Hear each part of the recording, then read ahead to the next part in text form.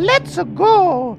Welcome to another episode of Piecing It Together, the podcast where we take a look at a new movie and try to figure out what movies inspired it. And today on the show, we are talking about the Super Mario Brothers movie. And joining me to talk about it is my buddy Ryan Daugherty, who has been on a bunch of video game movie episodes in the past, and we always knew that we'd have to have Ryan back when this movie finally came out, and here we are. I am a big Nintendo guy, for those of you who don't know, and a big Super Mario guy. And so I was really looking forward to this movie. And is it a mixed bag? Yes. Did it make a lot of money? Also, yes. And we had a lot of fun talking about it. Lots of great puzzle pieces. So that's coming up here in a second. And before we do get to it, though, I do need to remind you to make sure you're subscribed to Piecing It Together wherever it is that you listen to podcasts. Follow us on social media at PiecingPod. Join our Facebook group, Popcorn and Puzzle Pieces, where we continue the conversation about all the movies we talk about here on the show. And don't forget to check out our Produced by David Rosen Patreon, where I post bonus and advanced content from Piecing It Together, Awesome Movie Year, and my music career. Lots of great stuff over there. I really appreciate you being out there listening to the show. This is episode 299. Can you believe that? We're about to hit 300. So I really appreciate you being out there listening. But if you want to, support the show in that way, sign up at patreon.com/bydavidrosen. So with that said, I'm going to do it again. Let's go! Ryan Daugherty is back with us to talk about the Super Mario Brothers movie. Ryan, it's so good to have you here. You do a video game movie, you gotta have to have me on. I think at this point, I don't think I've done every video game movie we've done on this show, but I have done a majority of them going way, way back. So, and for the second time in a row, basically released on my birthday, because Sonic 2 was released on my birthday last year, and Super Mario Brothers was released on the day before my birthday this year. So apparently just April 8th is where people put video game movies nowadays. Wow. How about that? Yeah, it seems like they know that it's time to celebrate Ryan and Ryan's love of video games. I mean, it's that or Easter, like nothing celebrates the coming of Christ like Super Mario with a one-up. Yeah, absolutely. I was thinking about this episode because, at first I was going to actually do a super episode on this one, and I was going to definitely have you as part of it. And, obviously I'm a big Mario guy, so that was part of the reason why. But then I ended up doing John Wick Chapter 4, and I was just like, I don't have the bandwidth to do a whole nother super episode this month. But then this movie came out, and don't get me wrong, it is blowing up the box office. It is like movies are back, baby. It is going so huge. Critics hated it, and it's just kind of dumb. And I was just kind of thinking to myself, do we need to piece together the Super Mario Brothers movie? It's also wild because so many people are saying the exact same things about it that it's not even worth us bringing up. Every review is going to have a line that says Chris Pratt's accent was way better than I expected, and every review is going to have a line that says why the fuck was Seth Rogen in this movie? He was awful. Everyone's going to say that it's gorgeous. Everyone's going to say that it's short. Everyone's great score. Everyone says, I actually have a puzzle piece about not the score, but the soundtrack. So, and the distinction there is, for those who've seen the movie, pretty obvious, because there's a huge gulf between those two things. But yeah, I mean, what's interesting is, no one is disagreeing about the facts about this movie. It's then just what they take away from those facts of, do you add 1 + 1 + 1 and get I enjoyed myself, or do you get 1 + 1 + 1 and say this is a bad movie? They're both true, but I find it to be a little extreme. But there's not a lot I think that anyone super original is going to have to say about it, which doesn't put us in a great position, seeing as we're about to talk about it for a half hour to an hour. Absolutely fair, but with that said, we'll get into what works and what doesn't work along the way, but what do you have for your first piece? Okay, so first thing, I do have to do a spiel real quick for 10 seconds, just because I need to do everything I'm saying is my own opinions, not my employer's. For those who don't know, I've done other episodes about video game movies while working on the Halo franchise, but this is the first episode I've done since a Halo adaptation live action has come out on like a major. We've had like animated films before and miniseries, but this is the first like big one since. So I just need to clarify, especially because it's Microsoft's mascot versus Nintendo's mascot. But I'm gonna get the really, really, really lowest hanging fruit one out of the way, which is, this obviously draws from a lot of Mario games, but at its heart, this is Super Mario Odyssey, the movie. This is not Super Mario Brothers, the movie. This is not Mario Kart, the movie. Super Mario Odyssey, it might not be a literal adaptation of it, but the main theme in Super Mario Odyssey that really differentiates it from is the classic Marios and the Mario 3D lands. There's always a consistent visual theme, and then it'll just be like, oh, but this one's a little cakey, and this one's a little lava-y. And in the later 3D games, like 64 and Sunshine, they're still set in the same world when you go to these drastically different locations, so there's still theming to that. And Super Mario Odyssey was like, what if we could do a Mario game that doesn't do that? And Super Mario Odyssey is the one where you go to the real world for a little while. You've got the super realistic T-Rex. It turns 2D at times. And I really think when you want to appreciate what's great about this movie, which is that it might have the most, especially if you're like looking at the background and listening to the sounds, it probably has the highest like Easter eggs or references per minute of anything I've ever seen. Topping Scott Pilgrim, topping Wreck-It Ralph, topping Detective Pikachu. It is so dense, and sometimes they work really hard to pull it cohesively into the part of the universe they're looking at, and sometimes they're like, fuck it, let's just do Rainbow Road. Exactly. Sometimes they're like, and the real world is also animated similarly to how it is in the Mushroom Kingdom, but they make a difference in the way they are trying to portray those things. So I didn't want to pick multiple Mario games and talk about them, but I felt like thematically, and there's also the more literal references, like I believe the wedding suit that Bowser wears was introduced in Mario Odyssey, and I think maybe Mario Odyssey was the first one who ever explicitly said Bowser wanted to marry Peach. Typically it's like no, because there's an evil wedding cake in Super Mario RPG, a game that should have been the plot of this movie. That probably would have worked really well, actually. But in general, I think this is the one that it represents. That is if I had to say, like, this is the game that this movie reminds me of. And I know people will be like, but that's weird. You don't have Cappy in the movie at all. But like, Cappy was never really what Odyssey was about. It was the worlds and the explanation. And the same way Martin Scorsese says Marvel movies are like theme parks. Mario Odyssey is a theme park of a video game. You get in there, you explore every nook and cranny, and you just have fun while you are immersing with it. Sometimes they'll challenge you a little, but it's going to be pretty the whole time. So, first puzzle piece. I assume you have played Mario Odyssey, correct? Absolutely. And I mean, like with most modern video games, I got like halfway through, and then I can't get enough stars to progress to the next level or whatever, or moons or whatever the hell it is. But I mean, it's a great one to kick it off with, and I definitely agree with you. I think you're talking about all the references and Easter eggs and all that stuff. I feel like it's because of the processing power or what have you, but like I think Odyssey is the first time they're able to really fill it with Easter eggs, the game with Easter eggs, in the way that it's a celebration of all the classic Marios. You have the 2D segments where things just get straight up 8-bit, even though it's in a fully 3D world. You get the I think it was called the Donk City Parade or something like that. There was. Whatever I didn't hear the new Donk City song, but I was listening for it. It might have been in there and I missed it, but that was especially when it started in Real World Brooklyn, because I didn't know how they were going to handle that in the movie going into it.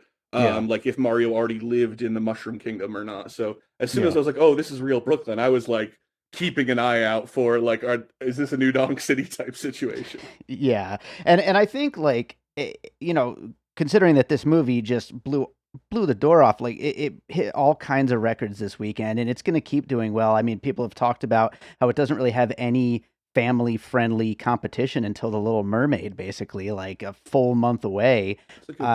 It's going to make so much money, so there's obviously going to be sequels, and I do think that continuing to mine Super Mario Odyssey is probably the way to go. Maybe getting more into that new Donk City stuff now that Brooklyn knows all about Mario being this, hero and all this stuff. And so like it seems like that is kind of the direction they'll go. And yeah, I think that's a good one. And we do have to bring in at least one Mario game in this. So yeah, I think that's a good one to kick it off with. And continuing on the theme of the Easter eggs, the references, the fan service, I'm going to go with a movie that I was like the only person in the world that didn't like, but it is Chippendale's Rescue Rangers. I still haven't seen that. Oh man, I have heard that they're very similar movies, though. Actually, yeah, it really is, and like I don't know what it is about that movie that everyone else connected with and I didn't.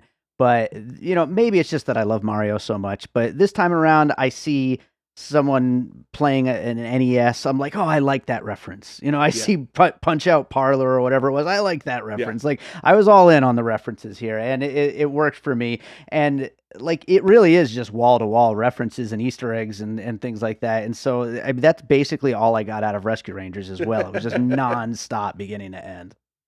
Punch Out Pizza was an interesting one too, because I know the tie-in was because Mario was like the referee in Punch Out. But I had forgotten that at first, and I just thought like, oh, another Nintendo game. So for a while, my radar was like really set up for like, is there going to be a passing Kirby reference, a passing Zelda reference, a passing, and I didn't catch anything else. Especially there was like a scene at a wedding table where there were like wedding gifts, and that was like a million Easter eggs there, and that was the scene where I was like, I try to scan the table as fast as I can. Like, do we see a rupee from Zelda or something? But then I didn't see any of those, and I figure, oh, it probably is just because Mario was the referee in Punch Out, which I'd forgotten at the time. But that was that set the tone right away.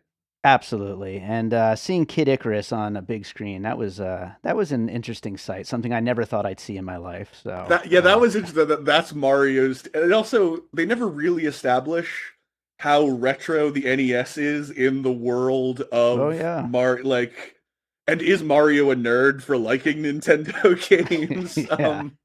Yeah, he does live at home with his parents, but I feel like everyone does nowadays. So yeah, but also it's been going around that like canonically Shigeru Miyamoto is like, yeah, Mario's always been 26, and everyone's like, what? And he's like, did you guys not catch on to that? And they're like, no, everyone's always assumed he's like 40s, like Bob Hoskins and Lou Albano were pushing it, but like I don't think anyone ever thought he was like fresh out of his apprenticeship or anything like that.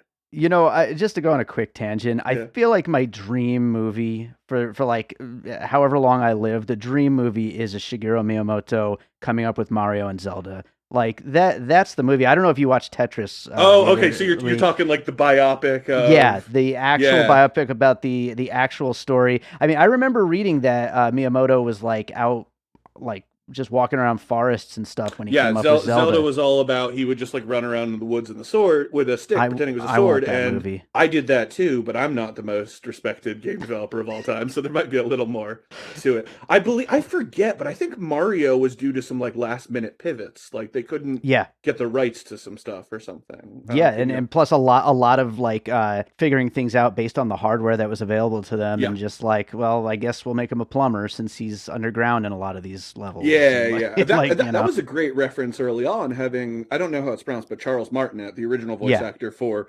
Mario, showing up dressed as Jumpman from the original game. That was like one of the least subtle ones, and I think that was like, they didn't have to work organically for that one. It was like, hey, look, we know you're watching a Mario movie, let's go. Like, yeah, that was great. Well, what do you have for your next piece? So for my next puzzle piece, I'm going to talk about, this is a bit more tangential. It doesn't relate to the core of the movie as much, but I'm kind of generically citing like Baz Luhrmann films, because I want to talk about the score and the soundtrack and the sheer amount of whiplash you get listening to the movie. I think my first thought was actually A Knight's Tale, but then I figured like Baz Luhrmann has done this same thing 10 times, so let's pick on him instead. But don't get me wrong, Take on Me is my favorite song in the world, and there's no movie that can't be improved by adding Take on Me to it. But the whiplash of like, I don't think there was a single, I mean, it was original because I believe it was Brian Tyler who re-recorded it, but original in terms of completely not based on Mario. I don't think there was like a single orchestra cue in there that was not a reference or a remake or a remaster of a Mario song. And they were great about sometimes using them in the places where they'd be appropriate. You pull up to Bowser's Castle for the first time, you get the da-na-na-na, but Sure. sometimes they would just remix this. They would take a song that was good, but maybe didn't fit to that scene and still use it. And that worked really, really well. And for a lot of the movie, I was like, man, this might be one of the best soundtracks I've ever heard. And then fucking Thunderstruck comes on in the middle of it. And like the fact that a movie with such a good soundtrack ends on Mr. Blue Sky getting played through, like, I had such whiplash, and I couldn't tell, like, if it was an Illumination thing, because I know they do put a lot of like popular stuff in there. And a lot of times it was so clearly just for like a 10-second bit for the joke, like when they played like Battle Without Honor and what the Quentin Tarantino song, like that was like, okay, you're literally playing 5 seconds of it for the joke. It's kind of a cheap joke, but like whatever. But yeah, there just definitely were times where it like gave me complete whiplash, that like I was just grooving to like a remake of a Grant Kirkhope song or something like that, and then no, I was gonna pick on the Bonnie Tyler scene, but you can't have a hero montage without playing "I Need a Hero" nowadays. It is legally required. I've heard they also use that as a montage in Tetris, which I haven't seen yet. Much better and in usage. Shazam 2, which I haven't seen. God. So apparently she's having a good year. Yeah. But yeah, so I mean, you're the professional musician. What were your thoughts on score versus soundtrack? Did they integrate? Did you think it served a purpose? Did it bring you out of it at all? It honestly brought me out of it at times. It completely did. And I loved what Brian Tyler did. I think he did an incredible job of repurposing those classic Mario and Nintendo themes. But yeah, I did not like the soundtrack songs at all. And they're all great songs, like like you were just saying. But I just thought they were totally unnecessary. And I do think that that's an Illumination thing. I think I'm not like a big on the Minions and all that stuff, but I believe that all those movies are filled with those kinds of needle drops. I was amazed the movie didn't end in a dance sequence. I was like counting down for like I'm a Believer to start playing. And then all the like there's like a shot of a toad twerking or something. Now with that said though, as long as we're talking about the music, we should talk about the hit of the summer, which is Jack Black's Peaches song. This song, a lot of people are saying could even make it all the way to the Oscars next year. I hope it does not. Everybody loves this fucking song. It's so stupid. I mean, I love Jack Black. I was wondering, like, as I was walking to the car, like, what would they have done if Jack Black couldn't do this movie? Like, what would Bowser's personality have even been in there? Yeah, that's, because there are definitely a lot of ways you can take Bowser, and the problem, when it comes down to it, is 90% of the Mario games don't have a plot. And I made fun of it earlier, but you're not going to base it off of Super Mario RPG or Paper Mario or something like that. Like, so I think a lot of people do just genuinely think of Bowser as this big menacing monolith, but in almost every game that gives him a plot or a personality, those games are all in on the fact that this dude's gotten his ass kicked in more games than like anyone besides like Dr. Wily from Mega Man. So yeah, he's deranged, and he's just like, he's totally in denial. The fact that he loses all the time. Yeah, he's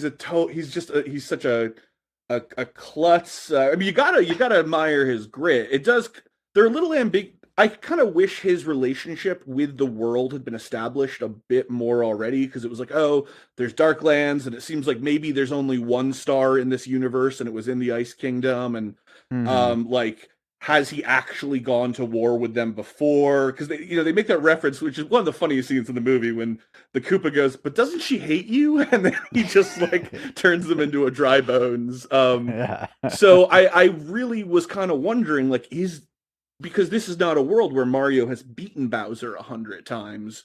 So yeah, we don't really know, like, if this is a Bowser who's, done this a bunch of times, because Mario hasn't repelled him, and this is a competent Princess Peach, but she doesn't really have an army of toads that are going to fight against her. So we don't really know what this Bowser is doing. But yeah, I mean, absolutely. Same thing when I said every review is saying the same thing. Jack Black, this is great for me, because Jack Black is always a guy I want to like a lot. But I don't tend to actually like the roles he ends up getting put in, or I think sometimes he's like hamming it up a little more than he needs to. But this was like, hell yeah, my dude. Like, you are this is you, like, fantastic, every ounce of it.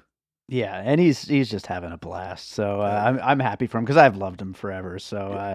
So yeah, awesome for Jack Black. But I'll go to my next piece, which bringing it right back to Illumination. I'm going with Shrek for my next piece. You know, you got the princess who stands up for herself. The main guy's kind of a doofus, an animal sidekick. It's Mario, but it's also kind of a fairy tale-ish Yeah. type of adventure. And you know, all of these classic fantasy tropes kind of told in a new way.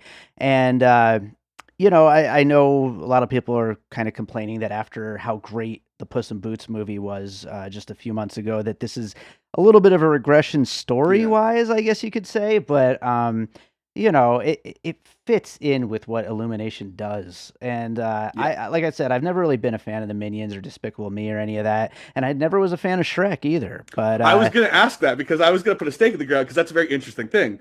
Because Shrek 3 and 4 were so bad that people forget that Shrek 2, I'm saying this without an ounce of irony, Shrek 2 is a masterpiece. I've never seen it. I watched the first one and was just Shrek 2 also has an amazing montage to I Need a Hero. Oh, like, that's all I was thinking of the entire sequence. No, I think that is a great call out, and I actually think that it's a good example of ways in which the Mario movie, I mean, even if you didn't like Shrek, but like, I think Shrek resonates better with people who are a little older because it's got some mature jokes in it. It's also got like, it doesn't just do lip service to its themes. I mean, it does a little, but only to the extent that fairy tales do lip service to their themes, and it like ponders its world a lot more. I mean, don't get me wrong, I rewatched Shrek recently, and it's hard to look at nowadays. So it obviously, and their Easter eggs are much less subtle. It's like you said, you can't really pack the background with Easter eggs. So in Shrek, an Easter egg has to be like a whole character who gets a couple of lines. But yeah, I was thinking of that too because I was thinking very much. I don't know a lot of Illumination movies, so I was thinking like DreamWorks movies, and I do consider Shrek 1 pretty good and Shrek 2 amazing. But then every other DreamWorks movie. Oh wait, no shit. How to Train Your Dragon is DreamWorks, aren't they? Those movies are really good. And I did we cover that movie? Oh, we did. We did How to Train Your Dragon 3 together. Yeah, yeah. I don't think you were doing this podcast when 2 came out. Yeah. No. But for the most part, yeah, DreamWorks movies very average, and I think Shrek is a good one to call for Mario because Shrek was such a big deal as well, and this is going to be huge. Absolutely. Well, what do you got for your next one? So I actually want to talk about another example of these kinds of movies and ways in which Mario could have been better or worse, and I actually touched on it earlier. I've mentioned this to you before we did the episode, but I'm going to basically just put it like, I don't think this was a good movie. I do think this was an amazing Mario movie. Yeah. And I think a lot of that is because a lot of Mario doesn't actually fit to be a movie that well. It's not. It kind of doesn't. It's not its fault. Like, this is a very good adaptation of Mario, but and there's like a lot of ways you could have made this movie better that would have maybe made it less of a good Mario movie. And you know, at first, my reference point I always use for that, which is not my puzzle piece, is the movie Hot Rod, which is like, if you improve any scene in Hot Rod, you would make the whole movie worse because it's like so collectively relies on having this consistent vibe or whatever. But then I was thinking like, oh, what if you changed this? You gave this person motivation, you gave blah, blah, blah. And I was thinking all these changes that would make Mario better in terms of like maybe a film quality.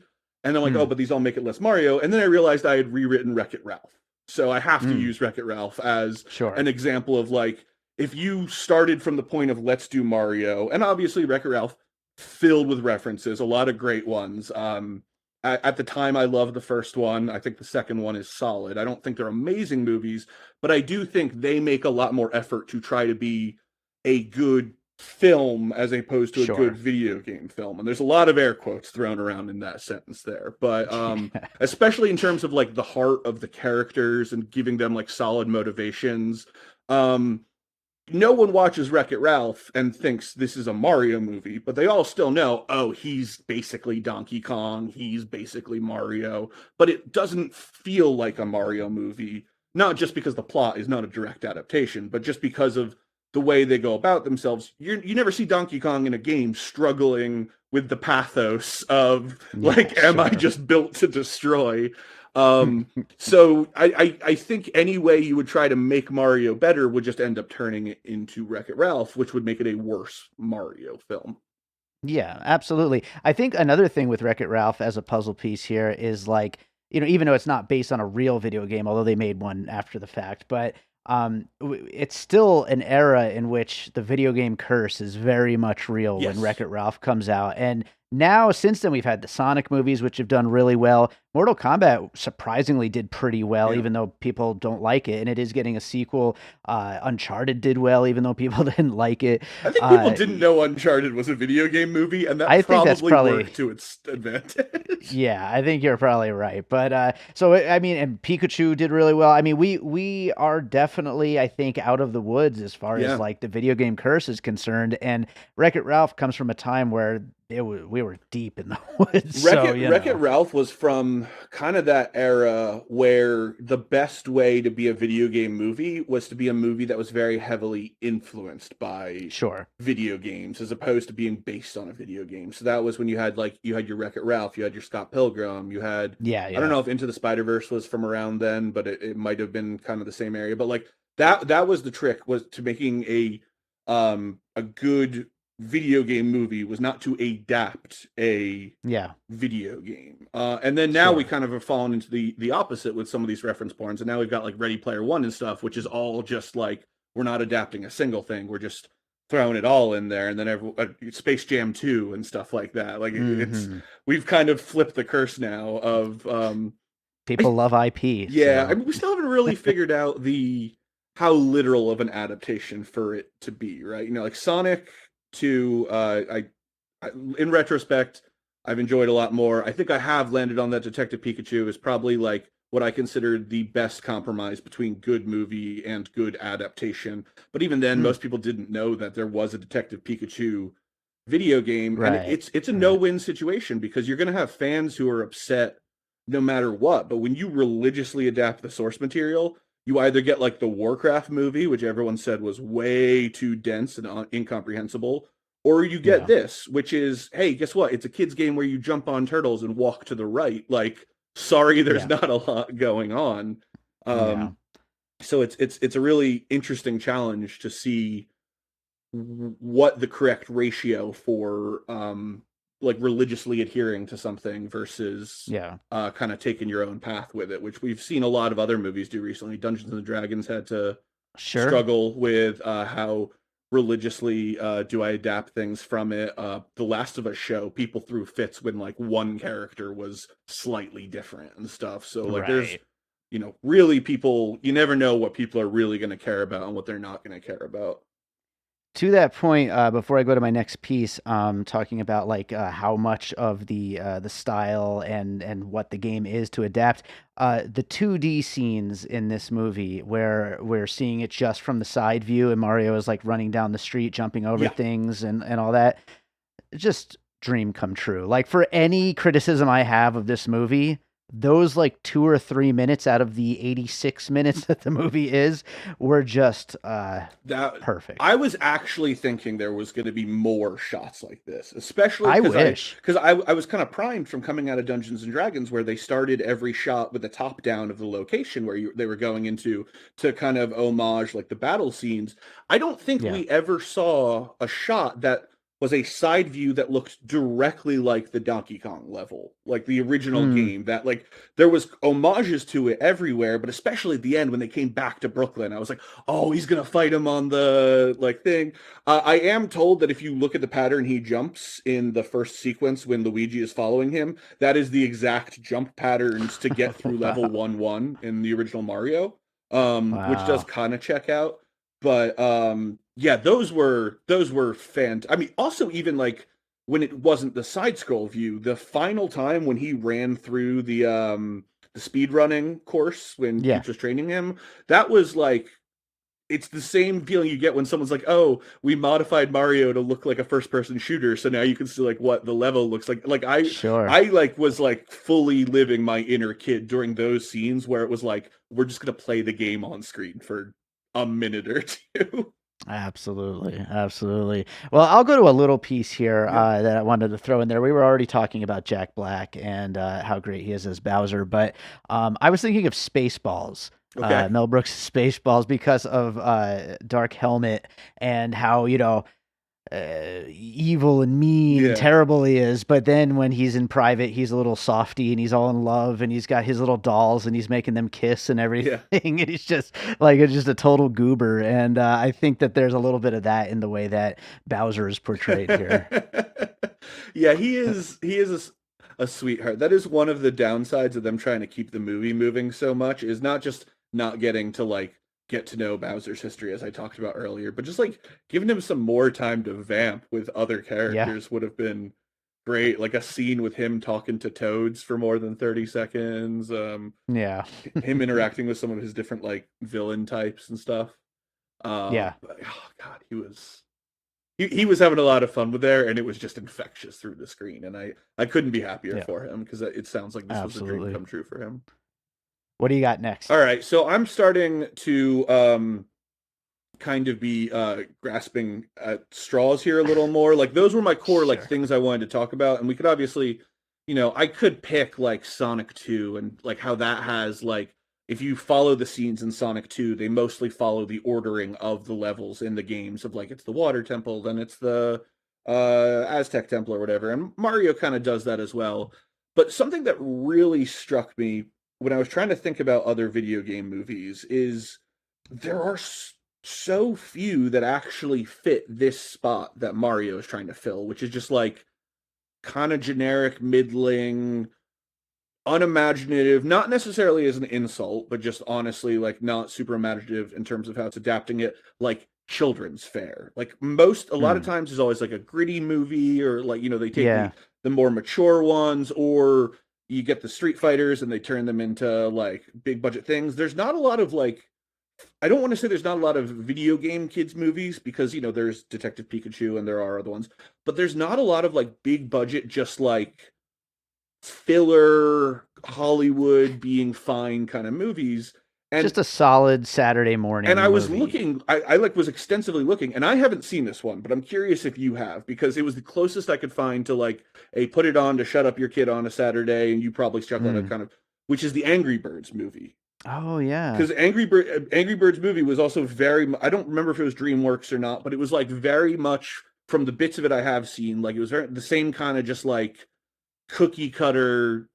I probably was not packed nearly as much with Easter eggs, because there's only so much you can get out of throwing birds and eggs and stuff. But sure, that I really just wanted a chance to talk about the fact that we don't have a lot of those mediocre DreamWorksy type movies that are video game adaptations.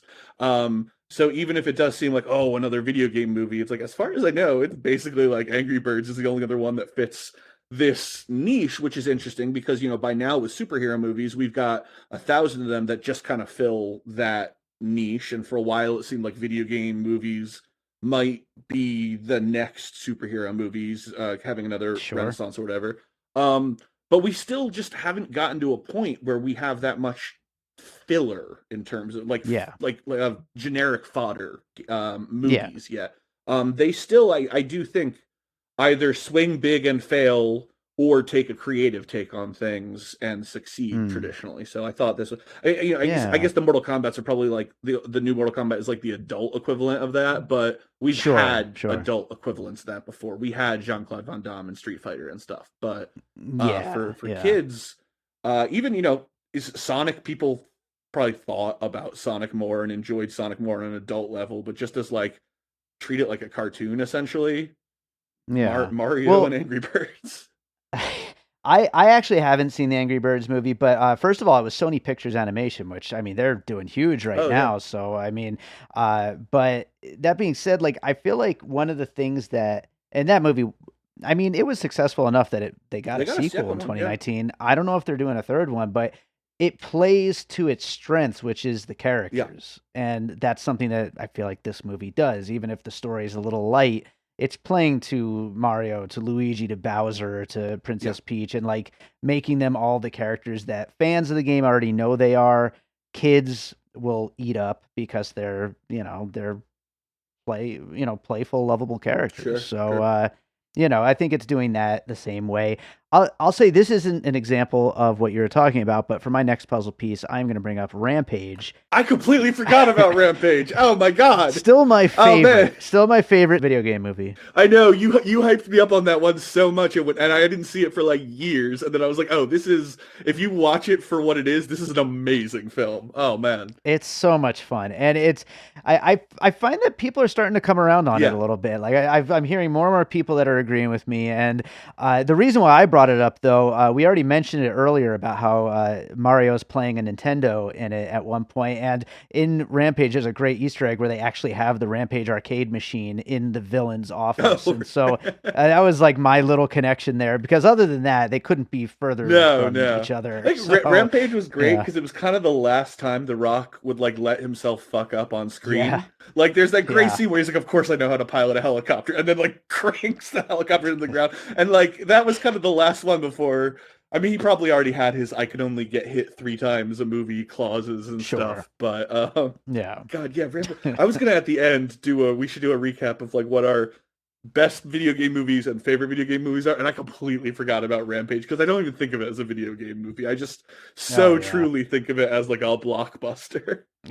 It seems like it should have been, but it wasn't. No. But at least I've been banging the drum for it ever since and getting people to watch it. So what do you got next? I honestly think that's about it for my big puzzle pieces conceptually. Like, you know, each puzzle piece was kind of an excuse to talk about a different aspect of video game movies in different ways. I do want to do a shout out to the oddly specific trope now that, as far as I know, only contains 2 movies, which is the Super Mario Brothers and like that awful mid-90s movie Warriors of Virtue, both of which feature a scene where a character is crossing his way across a pipe, which then breaks, dropping him into an underwater sewer facility, which rushes him away to another alternate universe inhabited by sentient animals. So that's a very oddly specific reference, but that was my just my first thought when they went underwater, and I was already like fully in the mode of the original Mario movies where they also go under into the tunnels and stuff and get pulled in. But just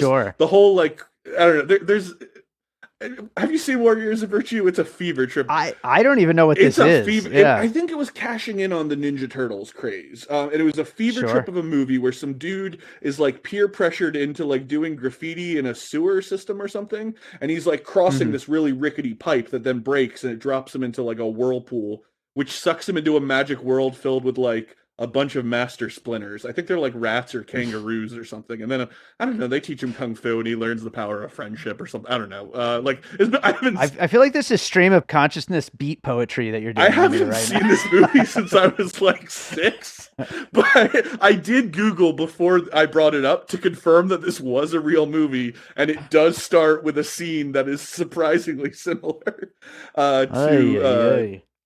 to that. But no, I mean, everything else I would talk about would probably be like in reference to Detective Pikachu or Sonic, which I think are both really good references for well done ways to adapt video game movies. Well, I got 2 more really quick, but before I get to them, you did bring up the original Super Mario Brothers movie from 1993, and how much do you think these filmmakers look to that to either what to do, what not to do, like influence in any way? Do you think that it was like a required viewing to like revisit it for everybody? That's interesting, because I do remember seeing one interview where like one of the first things they said after they were hired was the 2 directors said, "Don't worry, we're not going to treat this like Teen Titans Go," which I think speaks volumes for the fact that they understand the quality of Teen Titans Go. I actually shouldn't rag on it too much because I think it's mostly made by the same crew who made the original Teen Titans, which is fantastic. But I do know that they talked a lot about trying to figure out how much irony to bring into it. And I've really come around on the original Mario recently, not as like a film, kind of as a fever dream, but I've recently I've really gained an appreciation recently for movies that, like, even if they're not good or bad, it's like I had a vision and we are running with that vision. And I'm the same way. Mario is like Like I would like double feature Mario with like Hausu or something like that. Like just in terms of like this is what the movie is, and they're just doing. And I know that's actually not truly the case for the original Mario Brothers movie. That was rewritten, I think 6 times and changed directors 3 times, which is a lot more common nowadays, especially for big budget IP films, but was not necessarily the case in the day. Yeah. But whether or not it was one person's singular vision or just a collective fever dream that someone was stuck with having to implement, like, I do really respect the way that Mario, the old Super Mario movie, tried to live up to its vision. And I bet if they had any takeaway from that movie, it probably had to be, we cannot make our own vision. We can make our own presentation, but we have what we are showing, what we are adapting has to be Mario. It can't be inspired by Mario. It can't be based on Mario. It can't be spiritually similar to Mario. It needs to be Mario. And then through what lens do we present Mario? Absolutely. And I agree on these fever dream type movies. Like I'm all in on them lately, and I love seeing stuff like that. And yeah, I've also come around on that particular movie. I think it's great, and I don't know. I'd love to do a special episode on it one of these days. We'll see what happens. But although it is wild that we're living in a world where John Leguizamo is saying, "I can't believe they didn't cast any Latinos in Super Mario Brothers," and it's like, bro, I can't believe they cast you the first time. Like you want to accuse them of bad casting? Yes. You want to accuse them of racism? Probably. You want to say they're racist because they didn't hire Latinos to play the Italian stereotypes? You are on new special ground, and everyone can tag John Leguizamo, who I think is the coolest dude in Hollywood, on Twitter and send this episode to him. I'm sure he will listen to it and he will care about my opinion greatly. I'm sure. So I've got 2 quick ones to bring up. Yeah. First of all, there's probably a better version of this, but because I just watched it for the first time last year, I figured I'd use this one for the scene where Mario, who apparently has a family in this incarnation of the Super Mario Brothers, they're all sitting around the table eating pasta and arguing and making fun of each other. I thought of Moonstruck. There's so many great Italian family movies, though, that you could probably go to. So that's much better than mine. I was thinking of Green Book. So, oh God, yes. Yeah, we'll stick with my version of that. Yeah. So yeah, that works. I was also thinking of was it Unbreakable Kimmy Schmidt? They have a really funny moment like that where the grandpa is actually like a Muppet. Like he's not even a real person. I did also love that they gave Charles Martinet a chance to use his real voice as well, because he played Mario Senior, I guess. I think maybe his name was. God, I want to say his character's name was Giuseppe, but I might just be being racist. And now I'm I think it was Giuseppe. Yeah. I don't think they also covered what their last name was in this one, and I do hope that their last name is still Mario. Like, that was the best part of the original movie, so that now we have Giuseppe Mario, who is the father to Mario and Luigi Mario.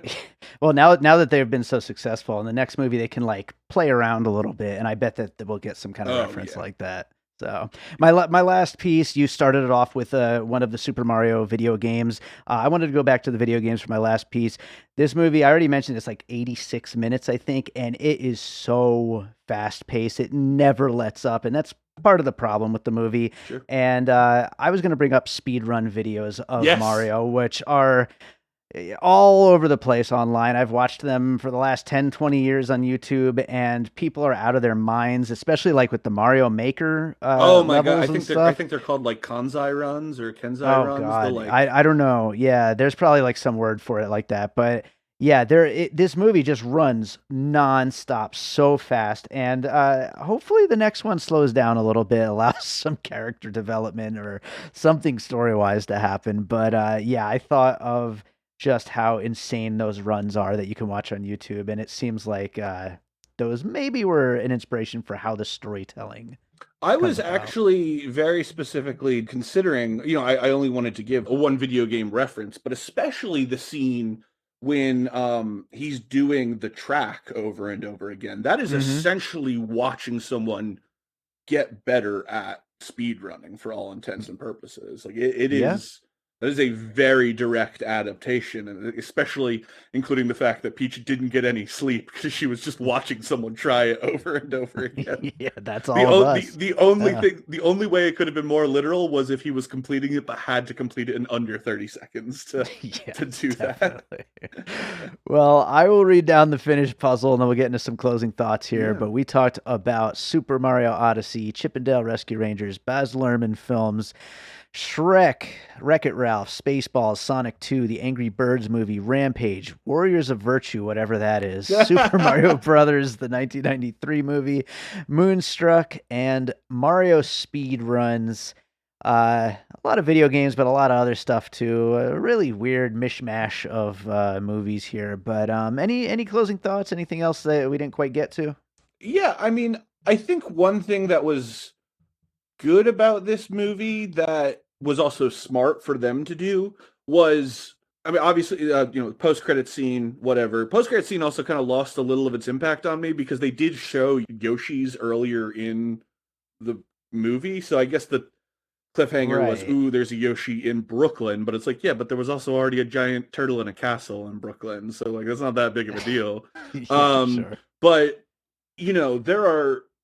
this is such an easy to franchise movie for them now. I don't know if Illumination does the same thing that DreamWorks does, where they like spin off Netflix original TV kids shows and stuff, but like you could easily do a spin-off that is just Donkey Kong Country, the game, with someone who isn't Seth Rogen as Donkey Kong and doing that whole thing, and having a sequel to the Super Mario Brothers, and having a kids show that's like Toad's Wacky Adventures, and it's probably like an adaptation of, I didn't see a Treasure Tracker Toad reference in the movie. I was keeping an eye out for that, or Captain Toad or whatever his name is. I love that game. I think it's Captain Toad Treasure Tracker. I was right both times, I believe. I was really keeping an eye out for that.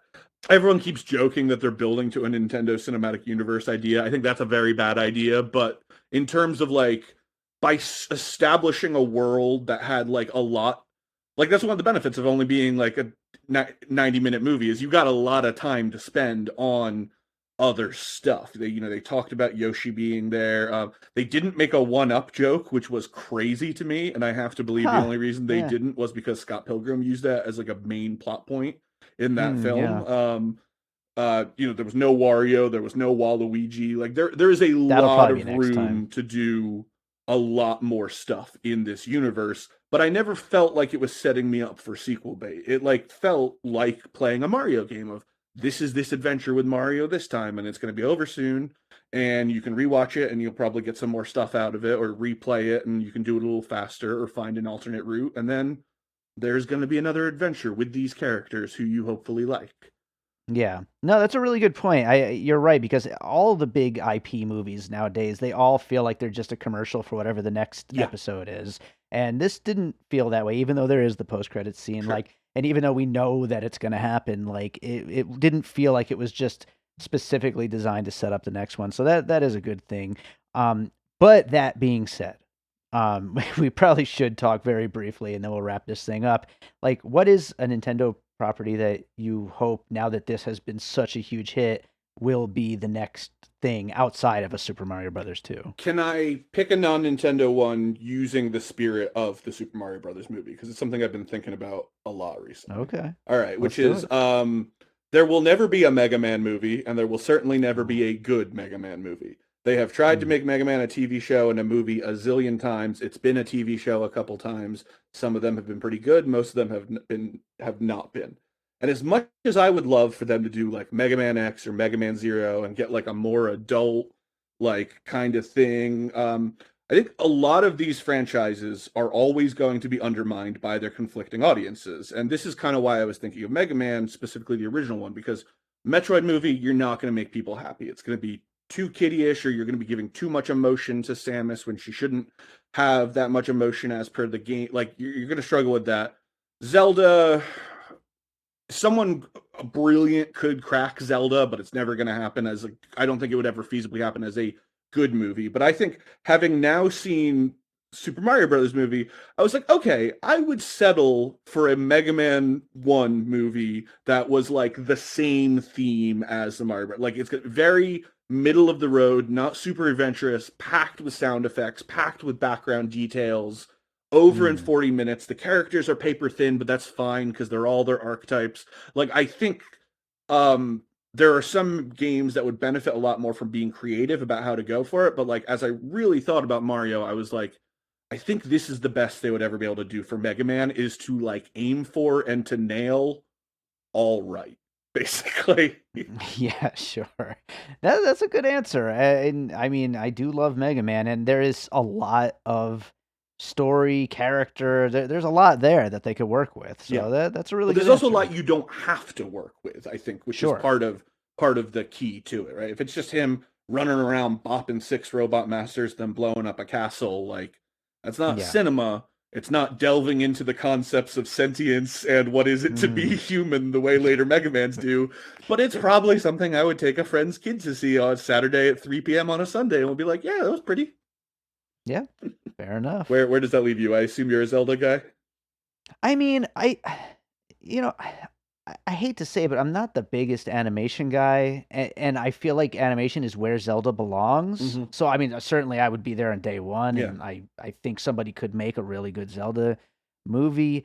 I mean, I'd love to see a Metroid movie, but like you said, it would be a very difficult tone to balance, because I mean, it really should be like a freaking R-rated movie. Like, it shouldn't like be a kids movie, but that couldn't possibly work, you know? No. So, but I mean, that Metroid would be the one that like would be the number one Nintendo franchise I would want to see. I know Castlevania's had, to go outside of Nintendo, has had a big hit with an anime, but I'd love to see a live action. I've heard that show is absolutely fantastic. It's been on my to watch. Yeah. I will say, because I wasn't going to talk about any stuff related to my employment, but I will say something I think about a lot with a Metroid game is the struggles of when you have characters that you have to insert personalization for, but they are supposed to be gruff military avatar types. This is a big point of controversy with the Halo show of giving Master Chief a lot more of a personality, or deviating from his personality. I'm not going to make any actual claims from it, but people focus on his personality not being what they thought it was going to be or what they wanted to be a lot. And there are also just sometimes certain narrative constraints of, like, if your character is the most important passive character in your movie, maybe that's not the best way to tell a story going forward. And I don't know if you played Metroid Other M, but that was by, a lot of people thought because that was by Ninja Theory that it was like someone going rogue with Metroid, but like, no, that was done by, like, the guy who was in charge of the story and stuff was a dude who was into Metroid for a long time. That was like what he's like, in my mind, this is what Samus is like. And turns out when they let Samus talk, people didn't love it. And obviously they undermined a lot of her characterization and took away a lot of her autonomy in that. So that's probably a valid insult against Other M. But I think it's a great example of an easy pitfall you could fall into if you tried to do a Metroid movie. Yeah. It would be cool, though. I think the answer for all of these is Nintendo should give a bunch of people, like, each $10,000 to do, like, 10-minute short films. Because, like, you go online for all these video games, like, there's this there's amazing Legend of Zelda short films. There's the one where Legend of Zelda gets adapted as a Western is one of my personal favorites. Dan Trachtenberg, who made one of our favorite movies, 10 Cloverfield Lane, got his start by making a Portal short film. That's right, yeah. Portal No Escape, I think it was called. I think, like, if you just give someone a limited window and they don't have to make an entire movie out of it, you can really just focus on making some scenes that hit a couple character points and hit the spirit of, like, the game. And you don't have to make it an hour and a half. You don't have to give it a 3-act structure. So I genuinely think that for the most part, those types of, like, short auteur made by fans films will be better than the professional made video game movies 99% of the time. And that's the closest I've ever gotten to having an artistic opinion on film. But having seen a lot of video game short films and a lot of video game movies, I think that's always going to be the best way to successfully adapt something. Fair enough. Well, I speaking of shorts, I didn't realize we would be talking about Super Mario Brothers the movie for 53 minutes now, but I think that's a good place to wrap up the Super Mario Brothers movie. Yeah. Ryan, is there another movie you watched recently you'd like to recommend to our listeners? I do just want to give a shout out to what is not the best, but my favorite video game movie to watch, which will always be the first Mortal Kombat movie with the guy from Highlander and Robin Shao and stuff. That movie is so perfectly cheesy and in on the joke and also not in on the joke and fun, and they play the themes. It's a good Mortal Kombat movie when they play the Mortal Kombat theme song like 15 times in the movie rather than like orchestrally covering it once like that new bullshit one.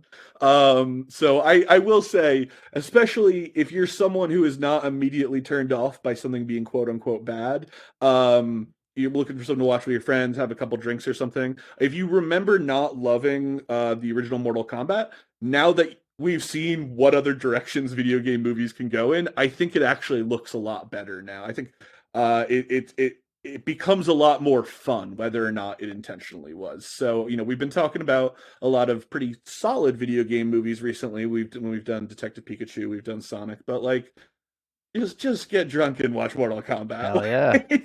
You can't go wrong. And then watch Rampage the next day, because that was pretty fun. Now we're talking. Ryan, anything you want to plug before we wrap it up?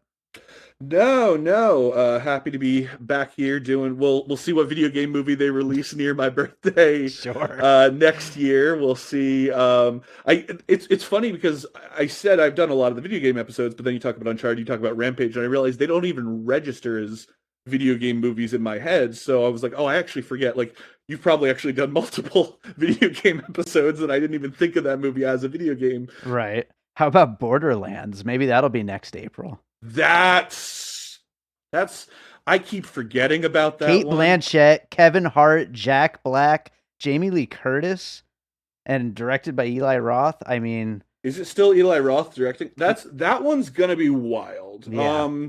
I get the feeling that it's not being animated, correct? No, it is live action. Live action, cell shaded or anything. Okay, I can't believe Kate Blanchett. I think there is a chance that they can end up with a really solid movie that's a lot of fun, depending on what your sense of humor is. Which I think is also about the most you can say for the Borderlands game. There are a lot of people who would like the Borderlands game, but are turned off by the sense of humor. But unfortunately, you take away the sense of humor, that's 80% of what made the game what it is in the first place. So I think that one will be interesting. I'll have to watch that one just so we can come in and talk about Sonic 2 more while discussing Kevin Hart's clearly going to be Oscar-worthy performance. Is he Roland? I'm you not have the cast sure. list up? Okay. I'm not sure, but directed by Eli Roth, and then reshoots directed by Tim Miller. What a mix. I'm on board. There we go. I'm on board.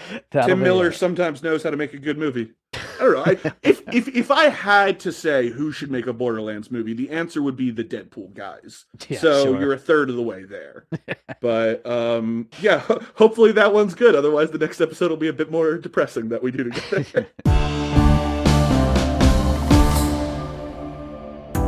I'm Josh Bell. And I'm Jason Harris, and we co-host a podcast called Awesome Movie Year. Each season, we take a look back at an awesome year for movies, which is every year. We deep dive into these specific years, and we pick out why they were such great years for films. We go over the biggest hits, the biggest flops, the best pictures, some personal picks, some cult classics.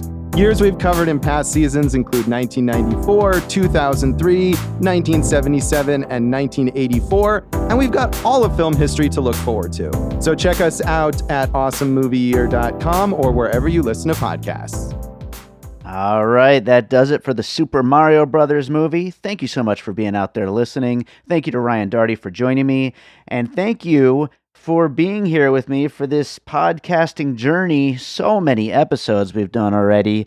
Episode 300 will be out next week, and I hope you're enjoying what I do here.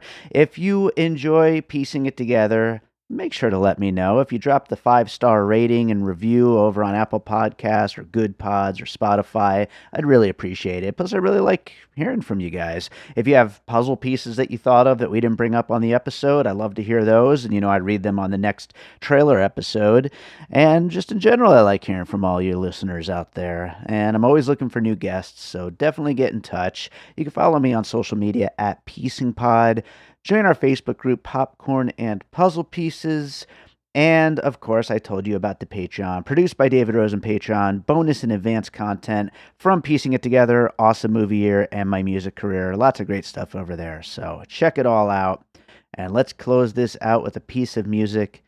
And I haven't worked on any video game music specifically, in a long time. Actually, I have worked on video games with Ryan Daugherty before, but mostly, obviously, I'm a music guy, so I haven't worked on video game music in a while. I've been mostly just doing films the last 5 to 10 years.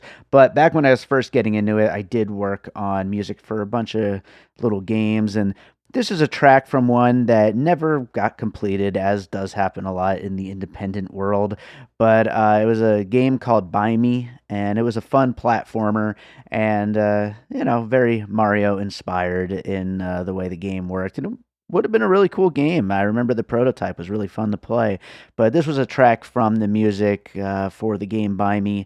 So I hope you enjoy it. And who knows, maybe Bimey will show up one of these days. We'll see. But I hope you enjoy it. We'll be back with more Piecing It Together. Episode 300 specifically, coming up real soon.